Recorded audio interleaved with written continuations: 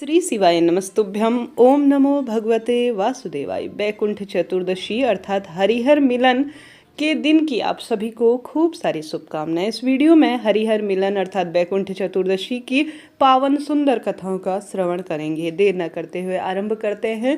आप सभी भी मेरे साथ बोलिए जय श्री हरि विष्णु हर हर महादेव। बैकुंठ चतुर्दशी की पौराणिक कथा के अनुसार एक बार की बात है, नारद जी पृथ्वी लोक से घूमकर बैकुंठ धाम पहुंचते हैं। भगवान विष्णु उन्हें आदरपूर्वक बैठाते हैं और प्रसन्न होकर उनके आने का कारण पूछते हैं। नारद जी कहते हैं कि हे प्रभु, आपने अपना नाम कृपानिधि रखा है, इससे आपके जो प्रिय भक्त हैं वह पूर्ण रूप से तर जाते हैं। जो सामान्य नर नारी है वह वंचित रह जाते हैं।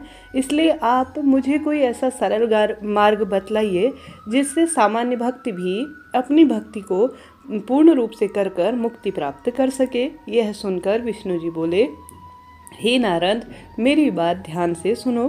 कार्तिक शुक्ल पक्ष की चतुर्दशी को नर नारी व्रत का पालन करेंगे और श्रद्धापूर्ण रूप से पूजा अर्चना करेंगे। उसके लिए स्वर्ग के द्वार साक्षात स्वरूप में खुल जाएंगे। इसके बाद विष्णु जी जय विजय को बुलाते हैं और उन्हें कार्तिक चतुर्दशी को स्वर्ग के द्वार खोले रखने का आदेश देते हैं। भगवान विष्णु कहते हैं कि इस दिन जो भी मेरा भक्त मेरा थोड़ा सा भी नाम जाप कर पूजन और दीप दान करेगा उसे बैकुंठ में परम स्थान की प्राप्ति होगी। इस तरह से यह सरल सुंदर सी प्रथम कथा है। अब जानते हैं दूसरी कथा। करोड़ों सूर्यों की कांति के समान सुदर्शन चक्र जो शिव ने दिया था श्री हरि विष्णु को, इस कथा में सुंदर उसका ही श्रवण करेंगे। पौराणिक मान्यता के अनुसार एक बार भगवान विष्णु देवाधिदेव महादेव का पूजन करने के लिए काशी आए थे। वहां मणिकर्णिका घाट पर उन्होंने 1000 स्वर्ण कमलों से भगवान विश्वनाथ का पूजन किया था और साथ ही पूजन का संकल्प लिया था। अभिषेक के बाद जब वह पूजन करने लगे तो शिवजी ने उनकी भक्ति की परीक्षा के लिए एक कमल के फूल को कम कर दिया। भगवान श्रीहरि को पूजन की पूर्ति के लिए 1000 कमल पुष्प चढ़ाए थे। एक पुष्प की कमी देखकर उन्होंने सोचा कि मेरी आंखों में तो कोई कमल के समान है, मुझे कमल नयन और पुंडरीकाक्ष कहा जाता है। यह विचार कर भगवान विष्णु अपनी कमल समान आंखें चढ़ाने को प्रस्तुत हुए। विष्णु जी की इस अगाध भक्ति से प्रसन्न होकर महादेव, जो देवादिदेव महादेव है, प्रकट होकर बोले, हे श्री हरि विष्णु, तुम्हारे समान संसार में कोई मेरा दूसरा भक्त नहीं है। आज की यह कार्तिक शुक्ल चतुर्दशी अब बैकुंठ चतुर्दशी कहलाएगी और इस दिन व्रत पूर्ण रूप से कर पूजन पाठन जो व्यक्ति कर लेगा उसे सीधे बैकुंठ की प्राप्ति होगी। भगवान शिव ने इसी बैकुंठ चतुर्दशी को करोड़ों सूर्य की कांति के समान वाला सुदर्शन चक्र विष्णु जी को प्रदान किया था। शिव जी तथा विष्णु जी कहते हैं कि इस दिन स्वर्ग के द्वार पूर्ण रूप से खुल जाएंगे। आपकी और मेरी जो विधि विधान से पूजा करेगा, मृत्युलोक में रहने वाला कोई भी व्यक्ति इस व्रत को करता है तो वह अपना स्थान बैकुंठ में सुनियोजित रूप से कर लेगा। इस तरह से यह सुंदर दूसरी कथा है जो कि अपने आप में अद्भुत है। आज के दिन श्री हरि विष्णु और महादेव का विधि विधान से संयुक्त रूप से पूजन करें, ऐसी मान्यता है। आज हरिहर मिलन है अर्थात उनका एक विशेष मिलन कराया जाता है। उन्हें एक ही यज्ञोपवीत समर्पित किया जाता है, एक ही थाली में उनके निमित्त भोजन रखा जाता है, जलपान इत्यादि, और उन्हें एक ही स्थान पर विधि विधान से पूजन करने की परंपरा है। शास्त्र प्रमाण तो यहाँ तक कहता है कि माता तुलसी आज के दिन श्री हरि विष्णु ने भगवान शिव को भेंट स्वरूप दी थी और बेलपत्र महादेव ने श्री हरि विष्णु को दी थी। इसी कारण से आप सभी भी घर पर जहाँ पर भी पूजन करें आवश्यक रूप से, जो कि कभी नहीं होता साल भर में, वह कार्य करने का प्रयत्न करें कि साल भर में कभी भी महादेव को तुलसी समर्पित नहीं की जाती, परंतु आज करने का प्रयत्न करें। थोड़ा सा चंदन लगाकर उसे समर्पित करें और साथ ही श्री हरि विष्णु को बेलपत्र जरूर से समर्पित करें। विधि विधान से पूजन आराधना करने के बाद आज 14 दीपों के दान की महत्वता शास्त्रों में कही गई है। शाम के समय या निश्चित काल में अर्थात मध्य रात्रि में पूजा का विधान बताया गया है।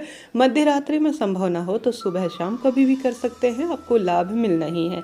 विधि विधान से पूर्ण रूप से बैकुंठ चतुर्दशी की व्रत कथा सुने और रुद्राक्ष की माला से श्रीहरि विष्णु को समर्पित कोई सरल सा मंत्र चुने और साथ ही आप तुलसी की माला से महादेव के सरल मंत्रों का चुनाव करें। ऐसी मान्यता है आज के दिन इस तरह से, जो कि साल भर में एक बार ही किए जाते हैं, मंत्र सिद्ध हो जाता है। शास्त्र वर्णित कहता है कार्य सरल है, उपाय सरल है, परंतु अनगिनत लाभ इससे कहे गए हैं। अब जानते हैं तीसरी कथा। तीसरी कथा इस तरह से है। धनेश्वर नाम का एक ब्राह्मण था जो बुरे कार्य करता था। उसके ऊपर कई पाप हुआ करते थे। एक दिन वो गोदावरी नदी के स्नान के लिए गया। उस दिन बैकुंठ चतुर्दशी थी। कई भक्तजन उस दिन गोदावरी के तट पर पूजा पाठ कर रहे थे, अर्चना और मंत्र जाप इत्यादि कर रहे थे। उस भीड़ में धनेश्वर भी उन सभी के साथ था।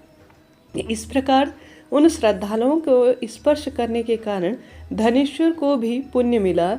जब उसकी मृत्यु हुई तो उसे यमराज ले जाने लगे और नरक में भेजने लगे। तब वह मन ही मन घबराने लगा। तब भगवान विष्णु ने कहा, यह बहुत पापी है, पर इससे बैकुंठ नदी के तट पर ठीक बैकुंठ चतुर्दशी के दिन स्नान किया है और उन पुण्य आत्माओं को, अर्थात जो श्रद्धालु जन थे, उनको स्पर्श किया है और उनके साथ बैठा है और साथ ही कुछ पुण्य की बातें भी इसने सुनी हैं। अतः इसके संपूर्ण पाप जाने अनजाने में इसने किए हैं वह पूर्ण रूप से नष्ट हो गए हैं। अतः इसे अंत में बैकुंठ धाम ले जाया जाए और इसे पूर्ण रूप से परम सुखों की प्राप्ति की जाए। अतः धनेश्वर को बैकुंठ की प्राप्ति हुई। इस तरह से मान्यता है। जो आज के दिन पूर्ण रूप से भगवत भक्ति करता है, हरिहर पूर्ण रूप से पूजन करता है, हरिहर महादेव और हरिहर श्रीहरि विष्णु के नाम का, उसके भाग्य पूर्ण रूप से प्रबल हो जाते हैं। ये आपके सवाल मन में आ रहे होंगे कि श्रीहरि विष्णु को आज के दिन क्यों बेलपत्र और महादेव को तुलसी चढ़ती है, तो ध्यान से सुनिए। कार्तिक माह बेहद पवित्र माना जाता है। वहीं चतुर्दशी तिथि के दिन भगवान शिव और विष्णु की पूजा का विशेष महत्व है। आप सभी जानते होंगे। धार्मिक मान्यता के अनुसार आषाढ़ की देवशयनी 11 से कार्तिक की देवउठनी एकादशी तक भगवान विष्णु पाताल लोक में राजा बलि के यहाँ योग निद्रा में रहते हैं, जिसके कारण इस अवधि में जो संसार का संचालन है वह भगवान शिव करते हैं। ऐसे में जो विशेष तौर पर ऐसी मान्यता है कि भगवान कार्तिक माह के एकादशी तिथि के दिन जब भगवान विष्णु योग निद्रा में जागते हैं तब संसार का कार्यभार संभालते हैं। इस दिन दोनों देवता एक दूसरे के साथ भेंट करते हैं। ऐसा कहा जाता है कि भेंट के दौरान भगवान शिव ने प्रथम बार उपहार स्वरूप माता तुलसी के कुछ पत्ते श्रीहरि विष्णु को भेंट स्वरूप दिए थे। साथ ही औपचारिक भेंट के दौरान श्रीहरि विष्णु ने महादेव को तुलसी माँ के कुछ पत्ते देने के साथ साथ भगवान शिव ने भी उन्हें बेलपत्र भेंट स्वरूप दिए थे। जब से यह मान्यता चली आ रही है। आप सभी को भी आवश्यक रूप से सरल सा कार्य करना चाहिए। बैकुंठ चतुर्दशी के दिन आप सभी को प्रभु को आवश्यक रूप से बेलपत्र और तुलसी दल समर्पित करना चाहिए। बैकुंठ चतुर्दशी के दिन खूब सुंदर 14 दीपकों का दान करें और विशेष तौर पर यह कार्य करें। और कई भक्तजन यह भी मानते हैं, शास्त्रों में भी वर्णित होता है, जब महादेव को तुलसी माँ और श्रीहरि विष्णु को बेलपत्र समर्पित कर दी जाती है और उस बेलपत्र को उठाकर अपनी तिजोरी में रख लिया जाता है तो धन धान्य की जीवन में किसी भी तरह से कोई कमी नहीं होती है। तो आप सभी को आवश्यक रूप से यह सरल सा कार्य करना है और इस पावन विशेष कथा का श्रवण करने के लिए आप सभी का लाख लाख धन्यवाद। अब सभी हम मेरे साथ बोलिए, ओम नमो भगवते वासुदेवाय, ओम नमो भगवते वासुदेवाय। श्री शिवाय नमस्तुभ्यं, श्री शिवाय नमस्तुभ्यं, श्री शिवाय नमस्तुभ्यं। ओम नमो भगवते वासुदेवाय, ओम नमो भगवते वासुदेवाय। श्री शिवाय नमस्तुभ्यं, श्री शिवाय नमस्तुभ्यं।